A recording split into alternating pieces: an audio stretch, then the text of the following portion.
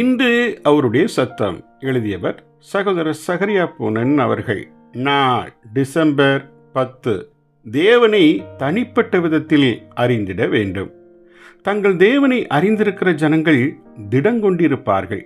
தானியேல் 11ஆம் அதிகாரம் 32வது வசனம்.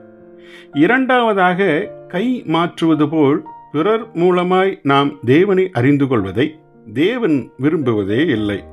ஒரு புதிதான இளைய விசுவாசி கூட தன்னை தனிப்பட்ட முறையில் அறிந்து கொள்ளும்படியே தேவன் அவனை அழைக்கிறார்.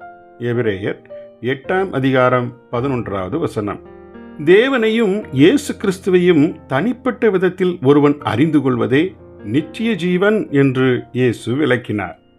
இதுவே பவுலின் வாழ்க்கையில் தீராத ஏக்கமாயிருந்தது.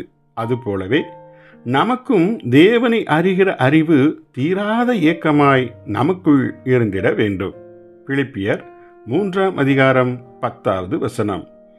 தேவனை தீர்க்கமாய் அறிந்திட வாஞ்சை கொண்டவன் எப்போதும் அவர் சொல்வதை கவனிக்க தீவிரம் கொண்டவனாய் இருக்க வேண்டும்.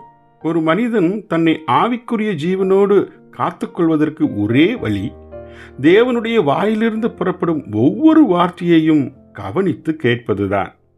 நம் கிறிஸ்தவ வாழ்க்கையில் அவருடைய பாதத்தில் அமர்ந்து அவர் கூறுவதை கவனித்து கேட்பதே மிக முக்கியமானதென்று இயேசு லூக்கா 10ஆம் அதிகாரம் 42ஆம் வசனத்தில் கூறினார்.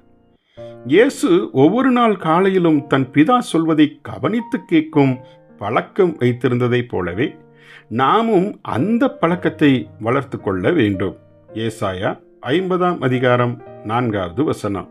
காலையில் மாத்திரமல்லாமல் அந்த பகல் முழுவதும் நாம் தூங்கும் இரவு நேரங்களிலும் அவ்விதமே இருப்போம் என்றால், இரவிலும் நம்மை அதே போல் கவனித்து கேட்கும் மனது உடையவர்களாக செய்வார்.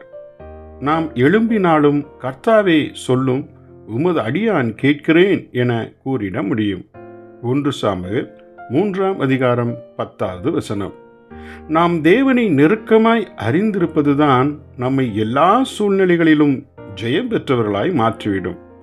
ஏனென்றால் நாம் சந்திக்கும் ஒவ்வொரு பிரச்சனைகளுக்கும் தேவனிடத்தில் விடை உண்டு. நாம் அவரை கவனித்து கேட்டால் அந்த விடையை அவர் நமக்கு நிச்சயமாய் சொல்லுவார். ஜெபிப்போமா. எங்கள் பரலோக பிதாவே, பிறர் மூலமாய் அல்ல, நாங்களே உம்மிடம் நேரடியாய் வந்து வார்த்தையை கேட்டு வழி நடக்க உதவி செய்தருளும். இயேசுவின் நாமத்தில் ஆமேன்.